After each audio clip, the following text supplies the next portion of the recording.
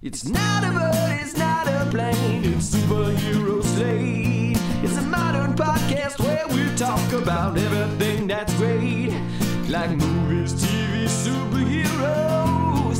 It's Superhero Slate. Oh yeah. Hello everyone and welcome to Superhero Slate, the show where we run down the latest superhero entertainment news. We love TV, movies, and superheroes, so let's talk it all out. My name is Chris Dillard. And my name is Mike Royer. And welcome to the official Superhero Slate review of Shazam! Fury of the Gods. Yeah, and I think this is going to be, maybe not fun is the right word of a review, but I just feel like very ill-stressed, or not ill-stressed, unstressed to talk about this movie, because I feel like there's like nothing on the line in the way, right? You know, for the most part, you kind of have right off the DC universe until kind of James Gunn kicks it back up and, you know, gets it rolling with his Superman movie eventually, right? You know, we don't know where this movie exactly is going to land. If you listen to our weekly news episodes, right, you know, kind of the box office return was going to be kind of the decider of how much of this franchise may or may not move forward. So, like, I don't know about you, Chris, but I just kind of like walked into the theater and I was just like, yeah, just give me what you got. You know, it's not a big deal. Yeah. I would say 3 words describe how I feel about this. I don't care. Like, literally, like, either way, good, bad. I am so ambivalent on this movie. We are going to discover how I feel as we kind of talk this out, if that makes any sense. And that's not a bad. That's not a bad thing. That's just like where I'm at. Like, I don't know if it's just mentally or like just with, like you said, like this is in like a very gray area of like does it matter? Does it not matter? Is it good? Is it bad? I don't know. We're gonna figure this out as we go. I feel like this should be more like welcome to our Shazam! Fury of the Gods like conversation. Yeah. Like usually we peg these as reviews or spoiler casts, and of course we'll put up the spoiler warning before we start talking about spoilers. But yeah, it was a very chill for me, a little inside baseball. You know, usually we try to go to these movies like on Thursday nights. We try to get in with like the A+ crowds, right, that are there to have a movie going experience, right? I think we both kind of let people know, like on the weekly news episodes the last couple weeks, we're like, oh, Shazam's coming out. Oh, we need to go buy our tickets. We both bought tickets to like a nearly empty theater when we bought them. I went on a Saturday morning. You went like a couple hours ago. Let me flip your script here for you, Mike. I didn't even go. I watched the cam version. I'm not even gonna lie to you right now, Chris. Chris, this explains it. Yeah. I texted Chris like an hour ago. I was like, hey, I don't remember when your movie was. I know you said you got tickets for Sunday, because I will give Chris a little bit of the benefit of the doubt. This is his birthday weekend, right? He has things planned. He wants to celebrate, and as you can tell, he wasn't really looking to celebrate with a Shazam sequel, right? I bought tickets for Thursday night originally. Things came up. I had to move them to Sunday, and kudos to the Cinemark app. Like, fantastic refund credit reapplication process. Totally agree.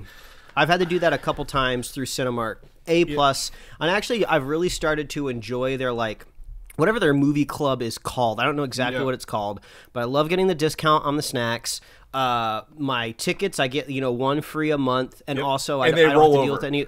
Yeah, I don't have to deal with any of those online, like, bullshit fees, too. So, like, it's like, oh, if it says my matinee ticket's $9, it's $9. No, like, a bullshit added on to it. But anyway, I text Chris, like, an hour ago, like, hey, I don't know exactly when your movie was supposed to be for the day, but, I'm ready to record whenever you are. He texted me back, and he was just like, okay, the movie's wrapping up. I should be done soon. And I was like, wait a minute. He's supposed to be in a movie theater right now. But I was like, okay, it's a Sunday, though. I will not pass judgment, because there might not be literally anyone around him. Lo and behold, this dude was just on his couch in his basement watching it. I was going to tell you, and then I was like, I don't want to tell him. I want to save it for the episode and for the review. And I this is nothing against the movie. It just fell on a horrible weekend for me. And I was like, I'm not going to delay, because I know you went and saw this. I'm like, I'm not going to delay it. Let's just watch what we can. And get it out of the way so we can. I feel like this is going to be a really funny segue as we go into the domestic box office. Okay, so your $9 wasn't gonna like break the records, right? It wasn't gonna tilt the seesaw either way, and I think even the director David F. Sandberg. I think his first name's David. Yep, David Sandberg. Yeah, he's even like quoted somewhere, but I think slightly out of context, that he kind of knew the movie wasn't going to do like amazing. It was Reddit. They said someone said, "Hey, it was on a Reddit post saying, hey, numbers aren't good." Some guy was like, "Hey, man, we're out here rooting for you." It was a positive post that he tagged him in. Someone said, "Hey, you really probably, it's bold tagging him on the main post that's dragging him." And he came out, he's like, "Yep, yeah, we kind of saw this coming, but I got paid up front." So he's just like, he's like, whatever it does at the box office, it's out of his hands, right, as a director, and I understand that. He's like, it is what it is, and I understand either way we go. I did the best I could. So yeah, I will say, before we get into like the general thoughts about the movie, I will say I was overall positive on the first film. I really liked it. I liked the characterization.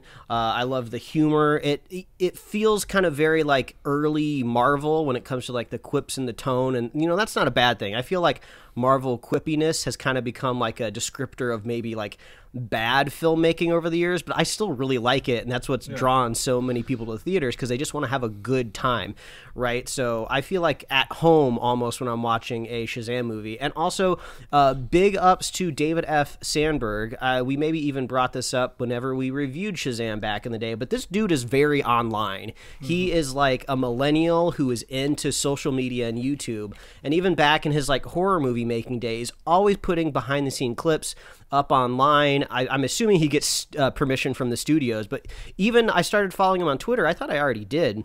But I started following him on Twitter after Fury of the Gods, and like the entire weekend, nothing but behind the scenes clips he's been posting, like just him on set that day recording them like crumpling a bus from the inside, people walking around on stilts pretending to be monsters. So, whether you do or don't like this movie, I really like the director. Yeah. So, if the character doesn't move on, if the story doesn't move on to the franchise, I'm going to follow Sandberg throughout his career, because I like his vibe. Yeah, I don't think he didn't write it. Did he write it? No, he did. So. Yeah, he didn't write it. And I'm gonna see if he wrote this. He didn't write the first one. Did he write the second one? No, he didn't write them. So I think he's able to kind of capture what I like. About the first one. To agree with you is it's like Marvel movies. It's aware when things are silly and don't make sense. Right. I'll never forget the end of that where the villain Savannah is monologuing, and Shazam's like, "I cannot hear you. I'm like blocks away in the air. Like, what are you saying?" And you're like, in real life, that's exactly what that would be, right? It's exactly, and I applaud them for calling that out and making it feel like that. So agreed. I don't think he I don't like I said, I don't blame him for anything. I think he does a great job, and like he's having a good time. The crew cast seem to be having a good time. Through both movies, they carried over, the Shazamily, as we call them, from the first to the second one, with that. But as you mentioned, the box office not hot. Currently around 30.5 million domestic. On that, which I think is down 40% over the original, as well, and it is nearing 35 million internationally. So total $65.5 million opening weekend for this movie, which I can't say that's I'm not I can't say it's quality related. I don't know who this movie is for, and that might be why I don't know who's going to it. Right, I know a lot of people caught the first one for the first time recently. So I think it's kind of interesting, right? Because usually on the show, we kind of attribute these big box office records to general audiences, right? Going out to the theater, because there's only so many nerds, right, on the planet. Nerds alone are not going to make these records, right? But I think sometimes, at least I underestimate the power of just the influence of the kind of nerd comic book community, right? That kind of gets the wheels rolling on like hype trains, right? Because the people that are connected, our listeners are people that like to stay into the zeitgeist of superhero stuff. We all knew that this movie was kind of on the chopping block, right? Black Adam totally just like shit the bed, right? And then you have a similar character with design the same way coming up a couple months later with another movie. And it's just like, what is going on here? I don't understand the narrative. Where's the theme? Where's this all coalescing? Like, just like like 2 months ago, James Gunn did like a whole like video where he announced this whole new blue sky version of DC. So yeah, I think a lot of the general audiences don't internalize that, but you know, if you don't have like influencers out there or people making like fan art or doing like fan cams, right, you know, like they do like of Pedro Pascal, I don't see them doing that of like Zachary Levi, right, you know, you don't get this like extra multiplier, right, getting the general audiences to theaters. So I think that contributes to it as well. But you know, we'll get into spoilers, and I think we'll talk about maybe the long tail of maybe what might or may happen to some of these characters. But Chris, I gotta know, what did you think of spoiler free of Shazam: Fury of the Gods? Spoiler free, it's all right. You know, I mean, I'm not gonna drag it out. I'm not gonna to sugar it up here. I mean, it's a continuation of the first one. Like, I think if you've not seen the first one, you need to watch it to get this, right, because it goes hard and fast right out the gate. But what I think is where the story, and I again, falls apart is this. I've seen so many pieces of this movie in other movies done better that I just can't, like, I was just like, yeah, that's fine. I mean, something else did it better, right? Like, you know, we'll get into spoilers. The opening scene kind of sets the tone for the movie. I'm like, we have seen this before in a movie that did better. I will tell you, Black Panther did that same scene, Mike, the opening scene, right, and did it better, right? So I'm like, okay, well, maybe, you know, it's just, it feels like it's mix and match with this, and I just couldn't really. I'm not jiving with it, I'm not jiving against it. I'm like, yeah, this is fine. Like, this would live, I think, in the middle of the DC EU roadmap if I had to put it on a roadmap, right, for that. There are some, you know, I think the cast of characters is great. A lot of good actors. I would say what I missed the most, and from the first one, this is a Zachary Levi movie. The other one had a nice mix of, is it Asher Angel, right? Is that the kid actor's name? Billy Batson. Right. But still the actor. Like, it had a mix of those two, and this is very much like, we've already done the kid movie, so now we're doing everyone is staying in their superpowered form for the whole movie. So that's not necessarily a complaint. It's just something I noticed when I was watching. I'm like, well, they've gotten around, skirting around child actor laws by literally just having them be in their Shazamily forms for most of the movie. So yeah, overall, like I said, I'm not going to drag on about it. I'd rather just get into spoilers because it's a conversation, right? Like you mentioned, hard to review this movie, but let's have a talk about it. So I'd just say right down the middle, just like, yeah, I'm ambivalent. Either way I go. So, yeah. What about you, Mike? How are you feeling since you actually spent money on it? Yeah, exactly. I went to the theater. I had a positive time with the first one, and I would say this one comes pretty close to the experience I had the first time around. You know, I think the biggest strength when it comes to this is the cast and the characters, right? I love the interaction between the family, when the family, you know, starts bickering and when they're coming up against odds. There's an early set piece in the film where all of the Shazamily kind of comes together to save the day, and I just really felt like it was firing off on all cylinders. I was like, oh wow, look at this. You have like a big superpowered superhero group just going out there trying to stop this disaster from unfolding, and I was like, this is great. I wish there was a little bit more of that in the movie going forward, because there's a MacGuffin in this film that kind of takes and gives powers away, and I'll leave it at that. And you're kind of like following that throughout the acts of the film, and it starts to get a little tiring, where I was just like, okay, let's just go back to the status quo that we set at the beginning of the film, because that's where I was having a lot of fun, and we never really quite got back there. But overall, I would say this movie was pretty well crafted for a sequel. Usually sequels can be pretty dicey out there in the superhero world. You don't really know exactly what you're going to get. So I wouldn't necessarily say they were playing it safe with this film. They definitely threw more at it. But I do agree with you in a sense, Chris, where there are parts of this film where you're just like, oh, I've seen this done more creatively and others. But I think they just got really lucky that the cast is a good enough glue and substructure to kind of hold it together and entertain me. But like I said, I went in with, like, you know, low to medium expectations on a Saturday morning with a pretty empty theater, just chilling in the back row with my wife, eating popcorn, you know, not a whole lot on the line, right? compared to the last movie reviewed, Ant-Man Quantumania, where they're introducing this big super baddie for the first time. It's the third Ant-Man movie. All these characters and like speculation that we've been dialing in on every trailer, and so overall a different movie-going experience. But I would say it was positive, but I'll definitely be able to complain about things, right? To sum it all up, I would just, I could just read my tweet that I sent to James Gunn after the movie was over, because I knew that kind of public perception was going to be what makes or breaks this movie, right? If we're going to be lucky enough to get another one. So I just said, "Dear James Gunn, I very much like the new Shazam movie, and hope you let David F. Sandberg make another one." Lightning emoji. So I don't think he saw my tweet, and I just realized I had a typo in it after reading it. Corrected it for everyone here in the audience. So that is exactly how Twitter goes. You got to pay to edit that. So no, I'm not paying it. It's there. Oh, okay. So I had an overall positive time. But Chris, let's get into it. Yeah, let's talk about spoilers. Flash the spoiler warning. Yeah, I'm not flashing anything. I'm just putting the time code here in the notes. People don't think we're getting too fancy this weekend.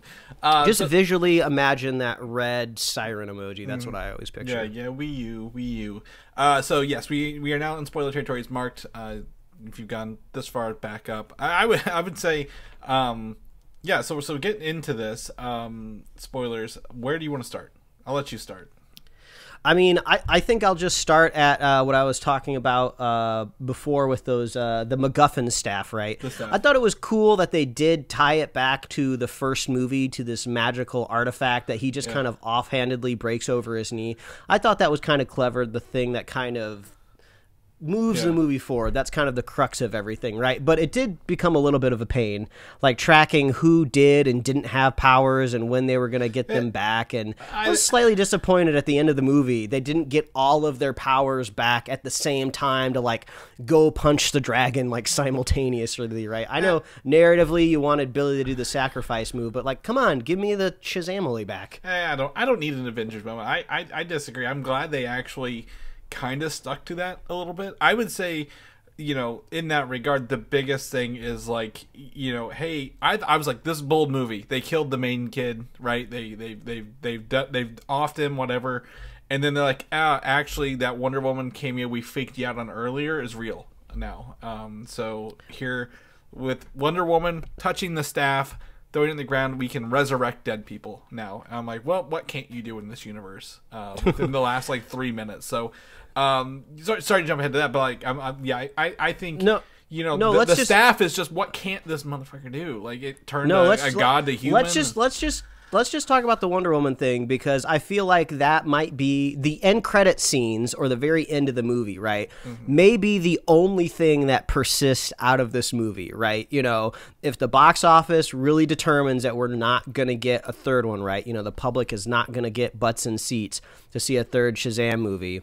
We might only see Zachary Levi continue, and the evil caterpillar worm guy, possibly that might just be it. Mr. Mind.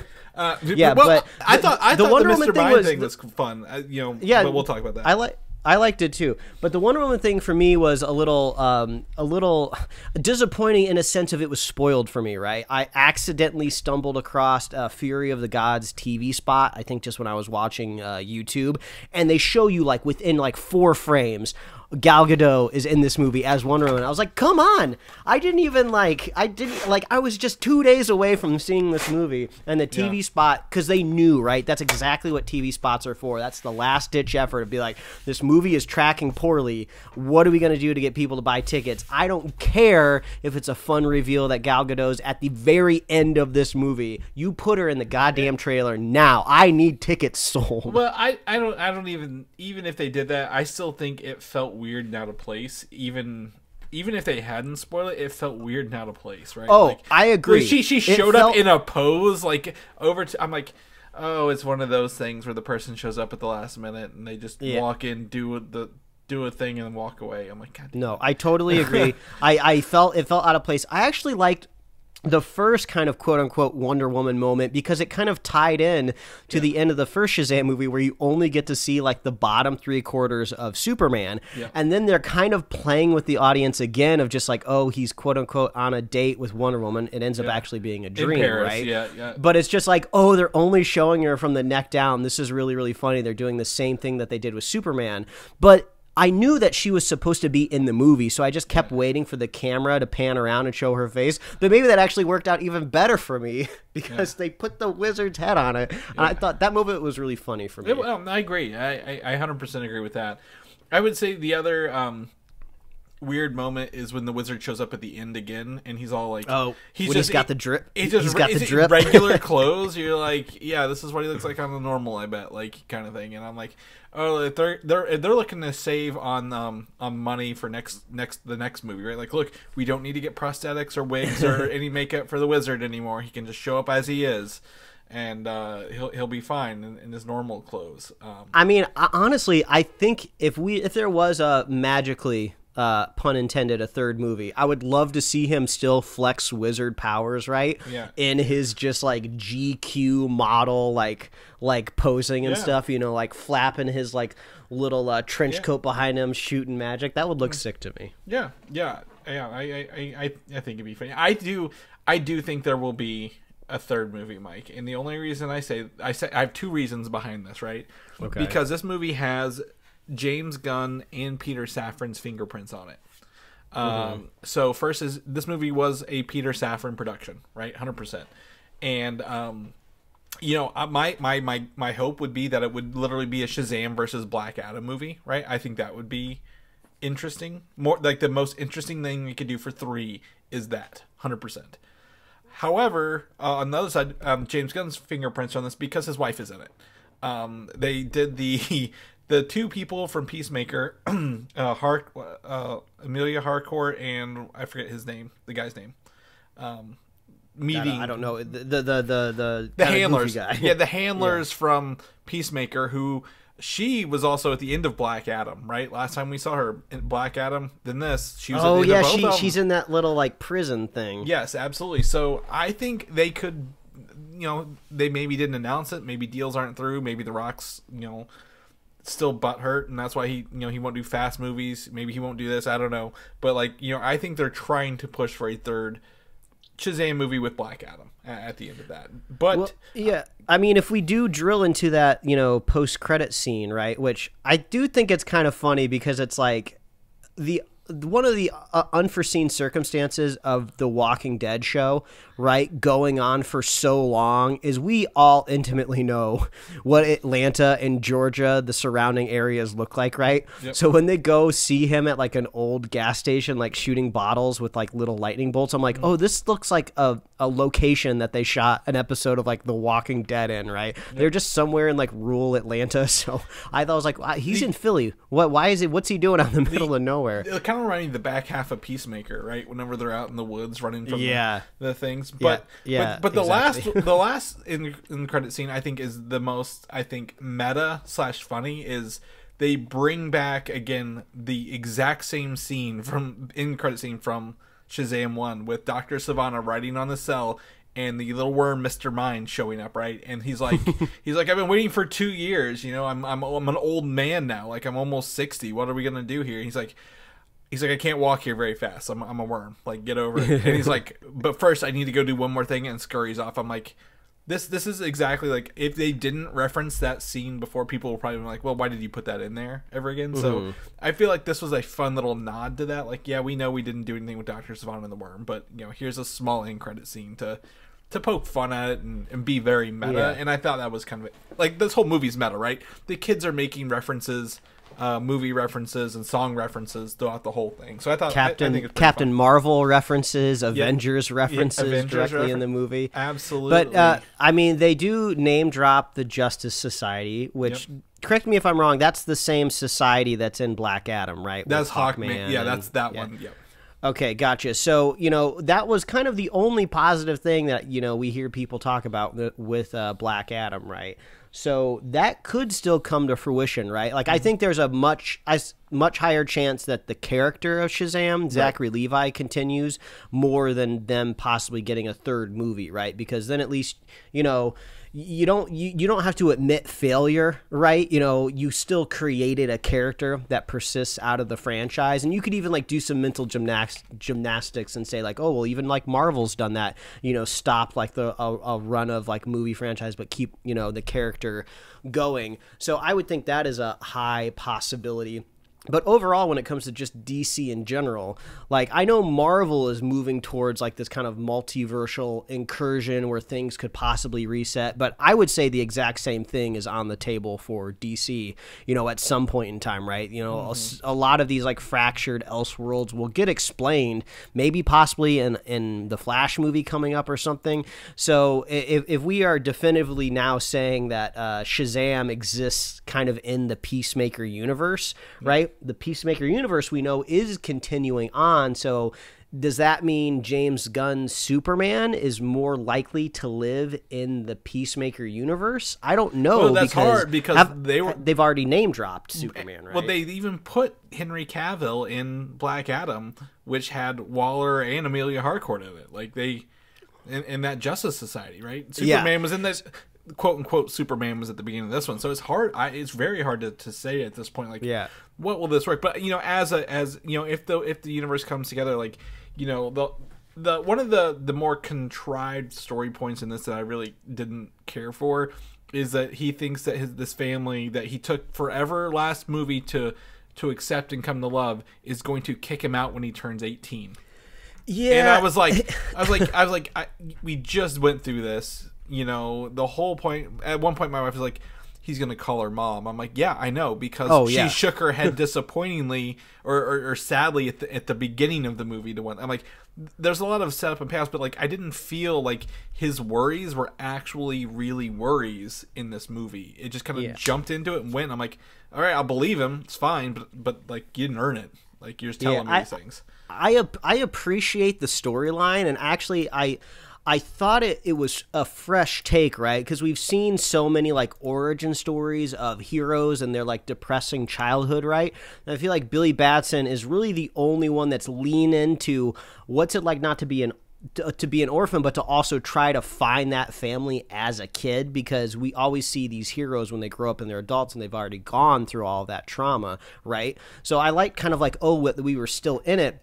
But I totally agree. It does kind of feel like tacked on.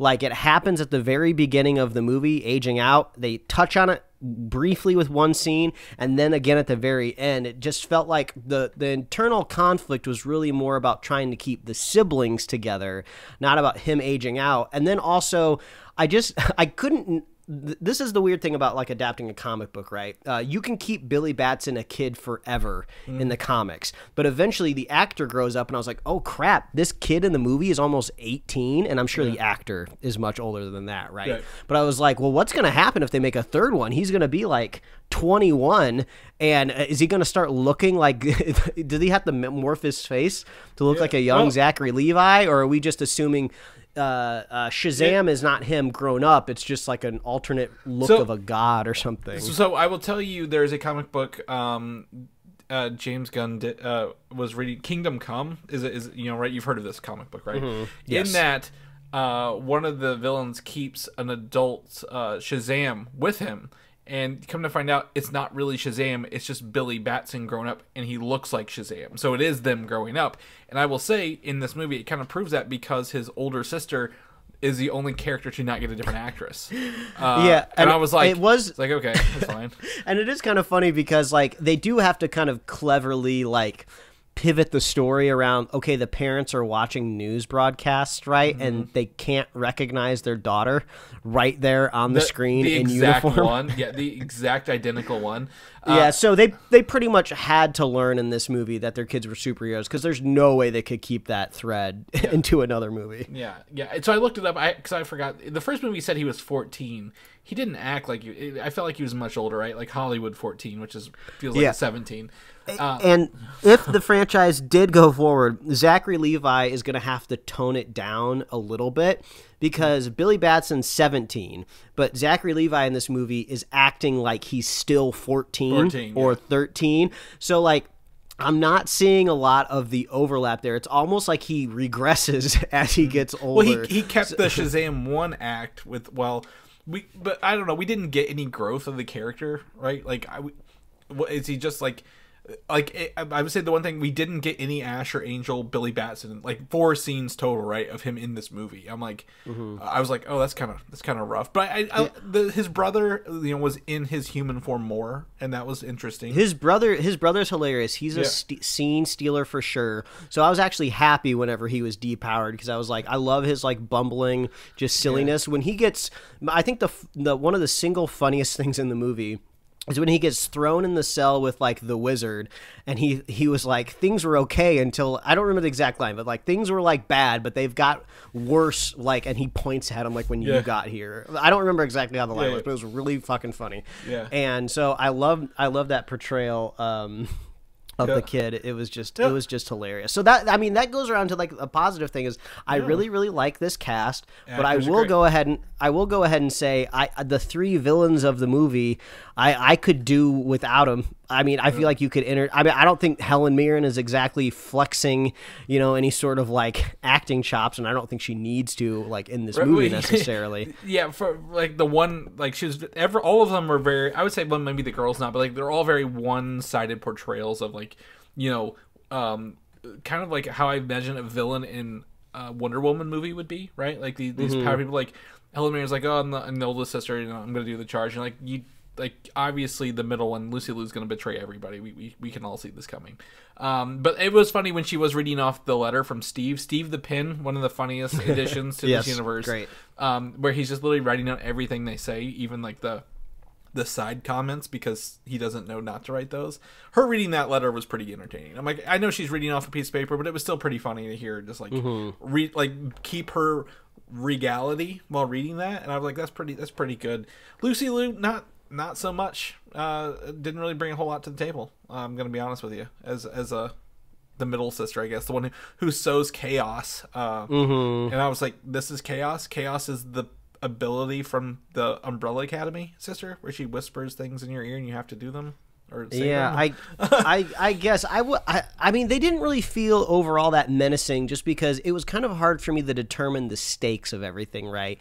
Because I was like, okay, so Philly's in damage, but it's also like in a bubble, but they're not trying to destroy it. But then they do plant an apple and they're gonna terraform it. But is it just gonna be Philly, or is it gonna be worldwide? Yeah. And then they set up at the beginning of the movie how they're like the Fiasco 5 or something like that. And the Philly Fiasco. Philly Fiasco or something like that. They're just like an ill-formed group doing more harm than good. And then like the third act, they are just absolutely obliterating the city. Yeah. Like going into like big sky rises, right? And I'm just like, well, this isn't necessarily helping this image. So they tried to pivot into the city maybe liking Captain Sparklefingers again, with like a couple people on a sidewalk going like, yeah, get that dragon or something. I was like, I'm not, all this feels very nebulous. I don't really know what the stakes are here. I'm just having fun watching them making funny quips and saying like, taste the rainbow, mother, and then cutting to the next scene before you get to see a little girl say fucker. I found that pretty funny. I did enjoy their take on rainbows, right? He's like, the wizard is terrified of unicorns. Or not rainbows, unicorns. I'm like, oh, that's pretty funny, because normally you think rainbows or unicorns with rainbows and sparkles and all this other funny stuff. So like, these are like, look like, my wife said they look like Thestrals from like in the Harry Potter universe with a horn on their head. I'm like, yeah, I can see that. So I mean, I did like that part mostly, right? But I did not really understand it. Like, okay, you can go ahead and tell me that these monsters are afraid of unicorns. I think that's, it's a funny juxtaposition, because we think of them as regal, beautiful creatures, right? But when the tree is giving birth to these monsters, why would it also give birth to a creature that is going to fight the other creatures? It just kind of felt like a weird, like, why would the tree make the poison and the antidote, right? Well, the tree to me was creating a habitat of what what the world was before it was destroyed or whatever, right? Like, good or bad, this is an ecosystem, whether the creatures fight or live or whatever, right? But it seemed like the unicorns were like, we're gonna stick to ourselves, it's fine. But like, it seemed like I had to extrapolate. It's creating an ecosystem in this terrarium that was made by magic. The audience had to do maybe a little too much heavy lifting for that. Because those creatures, I'm like, am I supposed to understand that these creatures grew up in this Greek gods? Like, yes, they're Greek creatures, but like the end credits show this awesome script of all these creatures and names, and I'm like, where was this at earlier? Like, this would be fun for them. Like, they're researching Greece and Greek mythology, and like, oh my gosh, look at all these crazy creatures. I sure hope we don't have to, fight these. Yeah, I mean, I know we're a little split on this when it comes to the first movie, where I was a little bit more into the those different like sins coming to life. I liked the creature design overall. I know you were they're great. You were the other direction on it, and that's fine. We can have our own opinions, but I did like the creature design in this movie too. And I got to imagine it. I hope maybe David F. Sandberg is maybe kind of the common denominator there, since he comes from like a horror movie background. Because some of those things were like really creepy, like that bat-winged creature. I was harpies, like, this is almost like it doesn't fit into this Shazam world in like a good way, because I was like, this is fucking terrifying. Well, the Chimera comes out with the scorpion tail, like kills the woman. I'm like, there's a lot of death in this. Like, they actually killed people. I'm like, okay. Yeah, he was not afraid to kind of just like go at it. He murdered himself in it as well. If you're not familiar with what he looks like, I thought he was the biker. Or he was wearing like a black t-shirt. He's kind of got like salt and peppery hair, and there's a scene where like one of those, I guess, harpies with the wings, right? Like pick him up at his shoulders. Oh, that was him. And like throw him off into the distance or whatever. I swear he was the guy on the moped when the wall like passed through him. It looked just like him. Oh, I mean, I don't know. It could have been. He could have played two roles. He's a director. He can put himself wherever he wants. That's how they reduced the budget. Putting himself. But yeah. I mean, and I think maybe like kind of like the last maybe big thing that we haven't talked about creature-wise would be the dragon. Yeah. Dragon was overwhelming to me. Underwhelming to me for sure. They even like kind of joke like, oh, why is this dragon made of wood? And I guess we're supposed to assume it's like born from the tree or something like that. I thought maybe that would come up, like, oh, we got to peel back like the bark to get to like, a vulnerable area in the dragon. And it's not a functional part of it existing, so I don't understand why it had to be a wooden dragon. Yeah. Well, I think there's probably some history in Greece, like wooden dragons, right? In Greek history, right? Maybe. Yeah, maybe. But like his power was that he had the ability to paralyze everyone with fear until he could eat them. And he only used it once. I was like, I thought this guy was going to use it more than that, like more than like the twice on, not Billy, Freddy, right? Once in the pit and then once again. Yeah, at the end where you can, Freddy's, he can fight the chaos and he can fight the fear, and that's cool. I mean, he stood on his own, but yeah. Overall, the dragons just kind of. There's a lot of choppy green screen, like when they're all flying and like the dragons flying. Like, did you get that feel as well? Like, I was like, they're flying thing. They just haven't nailed it yet. It's like almost there, but not quite all the way. I mean, this kind of maybe ties a little bit back to, I think maybe last week on our normal news episode, I was kind of just saying in general, for me personally, I feel like Hollywood bigger budget movies have kind of crossed a threshold for me, right? Where the special effects are good enough for me in a way. Yeah, I can still spot definitely like a green screen scene and like kind of where the seams are, but it doesn't take me out of the experience. No. Same thing for this movie, right? I could spot some scenes where it's just like, okay, they were trying their best. The VFX team was definitely on a crunch to get this scene done, but it didn't take me out of the movie overall. I think to me it was just flying. Like, I think the rest of the movie looks great. It's the flying scenes, like when they're floating in front of like the cityscape, like as the Shazamily, or like whenever they were flying. I'm like, something about this is not jiving with me, for the flying scenes. Everything else looked great. I really think the rest of it looked pretty fantastic. One of my favorite, there are two scenes. One I was talking about, one where he at the end, he's firing the lightning off while he's floating, and it's all hitting the staff back and forth, right? This magic staff that can do anything, by the way. If you want something done or undone, the staff will do it. They use lighting, like it looked like real lighting on Zachary Levi to like flash the lightning bolts on him, and I'm like, that looks really cool. That's practical effects through and through, 100%. Absolutely love that. Yeah, but, and speaking, oh no, go ahead, finish. The other one was the worst practical effect I've seen when the dragon came through the mom's bed. when the dragon came at their house, like the dragon's behind us, and like they used a physical dragon's head to come like bite the bed in half, and then it was like a very brief. Then transitions to the digital. I'm like, you built a real dragon for this like 3 seconds. I'm glad that you spotted it too, because I almost thought like I didn't even see it. But no, you're right. There was like a very brief, like maybe not even a second, like maybe 20 frames where you do see like a physical dragon head, and then it cuts to CG. So, I mean, I can respect the filmmaking decision to do something practical, but it sounds like it probably didn't turn out exactly how they wanted it to look. The juxtaposition really, I think, threw me off. Right, like if they would have used it like a second more, but like. Literally, it bites the bed like old classic, like 80s, 90s, like horror, real life horror, and then it cuts to where the dragon's like literally just bursting out of this house. And like, oh, that's not what he was doing a second ago. He just bit the bed. Like, they didn't have enough time to get out of here. But it's fine. I'm not nitpicking it. It's just I applaud them for doing this a little bit more. Maybe you can explain to me how the final battle worked. He looks at the staff.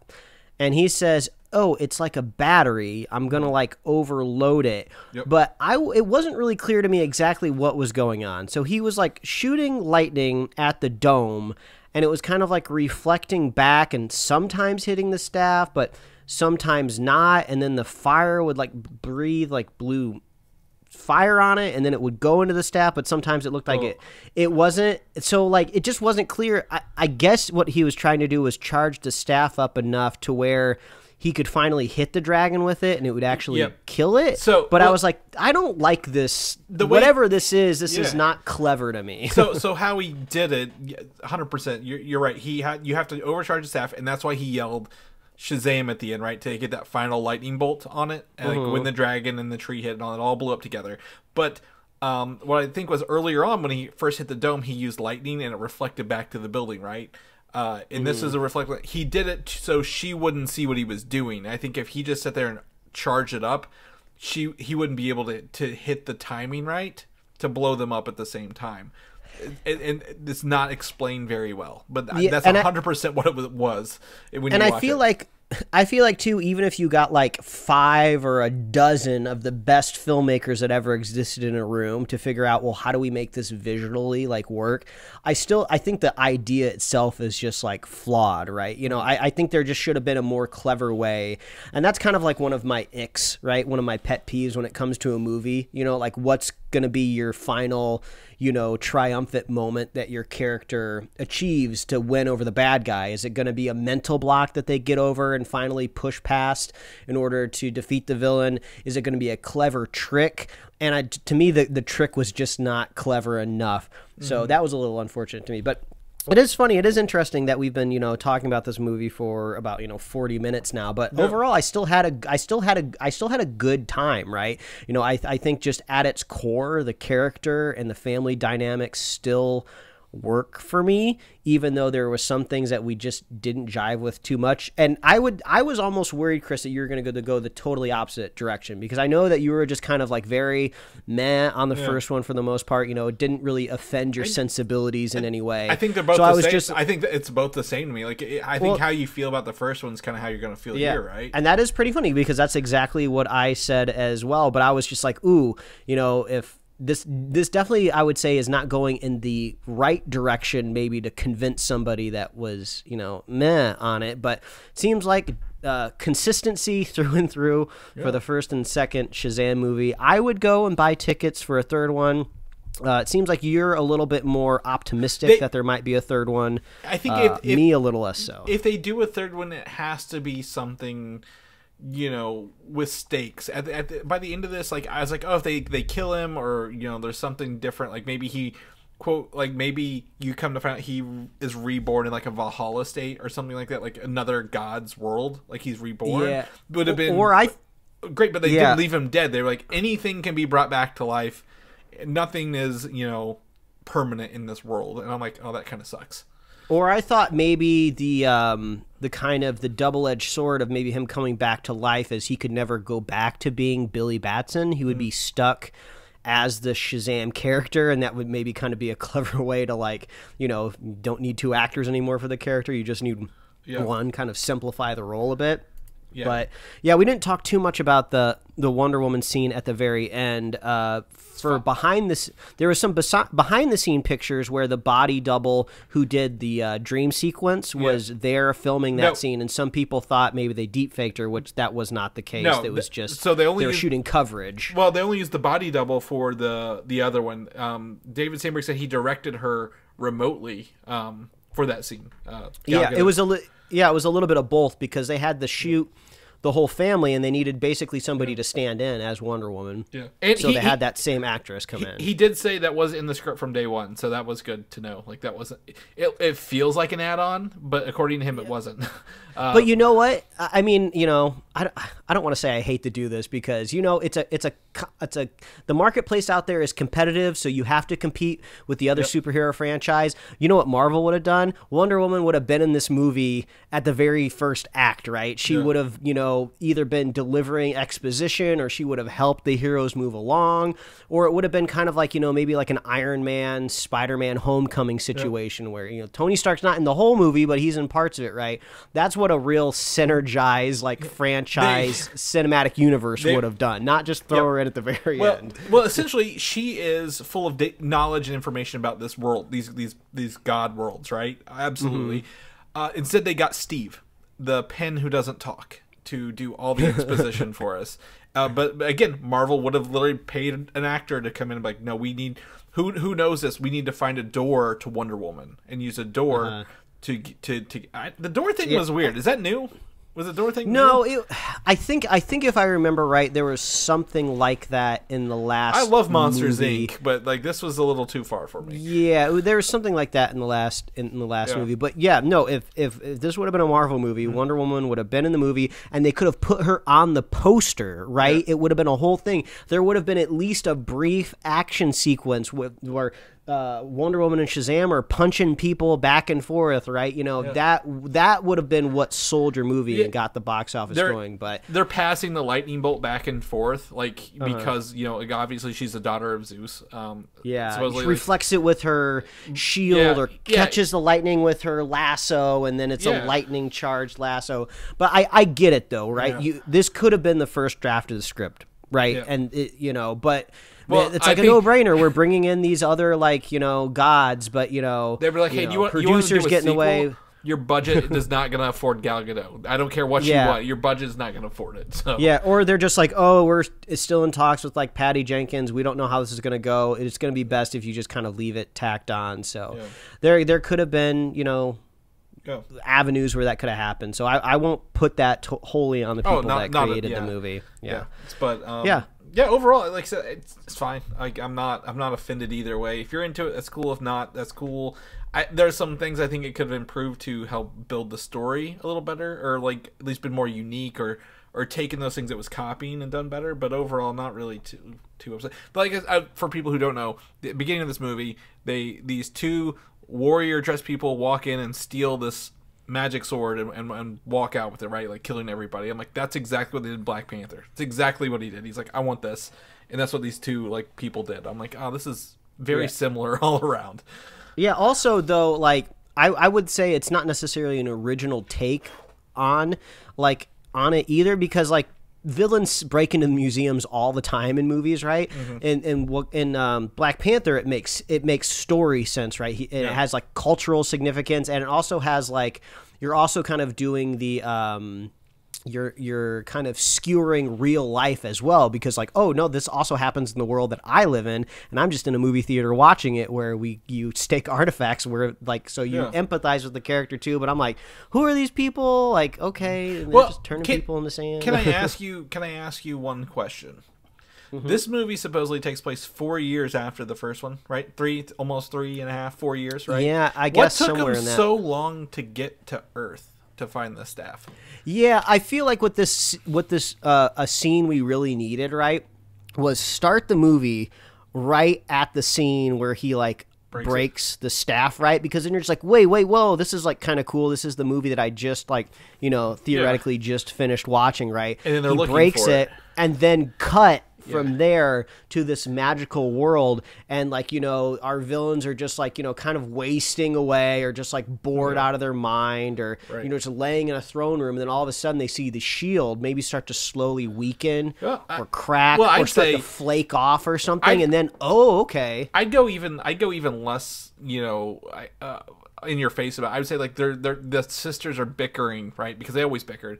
And one of them starts to use her powers for the first time in a millennia, right? Like, and that's the revelation. Like, oh, actually, I can do this again. What happened? Because I think, you know, the Anne character found Freddy way too fast and was like, you know, was like they found the staff way too fast. They found Freddy way too fast. I'm like, how do these people know what's going on here so quickly? But anyway, I'm not hating it either way. I was just curious, making sure. I was like, this movie takes place a lot later than usual, right? Like, it's not like that soon, but oh well.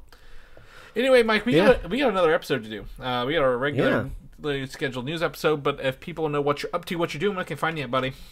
Well, they can find me at Mike Royer Design on Instagram, Twitter, and TikTok, and you can read my webcomics at pickledcomics.com. Chris, if people want to catch up with you, where can they find you doing totally legal activities? Yeah, that's right. And look, they have my money. Cinemark has my money. It will get spent, by the way. We'll talk more about that in a regular show. But if people want to find me, they can find me on Twitter, Valdan, VALDAN, or Instagram, Valdan87. People know about the show where we have our weekly news episode about superhero news and stuff. And like last week, again, people, an entire timeline of things coming. Where can they find all that good stuff at? Yeah, that's superheroslate.com. That is the headquarters for Superhero Slate. You can find us on Apple Podcasts, YouTube, Spotify, wherever else you love to listen to find podcasts. Head on over to the website, too. We have an awesome upcoming release calendar, so you can kind of see all the things that we're going to be talking about on the show for the next couple of years, which, wow, it sounds crazy to say, you know, projecting the podcast that far out into the future. They keep making these movies, so we'll keep talking about them. We are renewed, yeah. Yeah. What is next, Chris? What's next on the agenda for reviews? So if we want to do Super Mario Brothers, I would say that would be next. That's the next one. Dungeons and Dragons is on my horizon as well. I would say movie wise would be Guardians of the Galaxy if we're doing superhero only movies. So we are in a nice release window for a couple months here. Yeah, go to the movies, folks. Like us on Facebook, follow us on Twitter and Instagram, get merch at superheroslate.com/store. We love hearing from you. Please reach out. Let us know, how did you watch Shazam? Did you like it? Did you not? Do you think there should be a third one? What are the odds of the character continuing? Let us know. We love hearing from you. And if you want to be a super fan of the show, all you got to do is share the show with a friend, share the show with a buddy, and we will be here every week, folks. That's right. We'll catch you guys next week. Bye. Thanks for listening, and don't forget to subscribe.